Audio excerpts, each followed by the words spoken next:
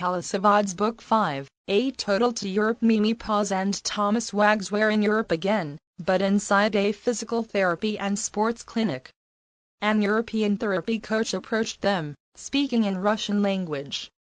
"Well, Melissa Irwin slightly told me that there was a problem here in Europe," said Mimi. "What is it?" The coach was speaking Russian at her about a black treadmill behind him. When he got on and used the treadmill, Thomas heard the song "And I Will Always Love You" coming from the treadmill. "Wait a minute," he said. "I recognize that song anywhere. I got it on my computer." Mimi bought out her blaster. "Either than that," she said. "I'm gonna blast this Whitney Houston track out of the treadmill."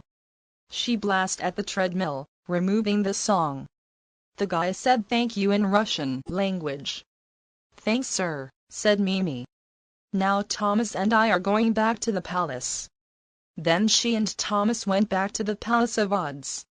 Meanwhile at the palace, Melissa Irwin Slightly and her little mouse partner Paul Squeakers were watching the weather on TV in the break room. "Mr. Squeaker wears the same suit that Thomas wears. Some showers and thunderstorms on Saturday," said the chief meteorologist.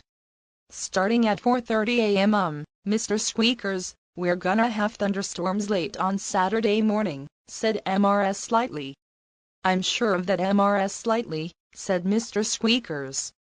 Mimi and Thomas went in the break room. "We're back," said Mimi. Mr. Squeakers looked up at her. "Mimi, we got thunderstorms in 2 nights," he said. Mrs. Slightly looked down at him. "That's what I was gonna tell her," she said. "Really," said Thomas. "Mrs. Slightly and I watched the news," said Mr. Squeakers. "Paul Squeakers, you are excellent to watch the weather," said Thomas. "So I completed it," said Mr. Squeakers.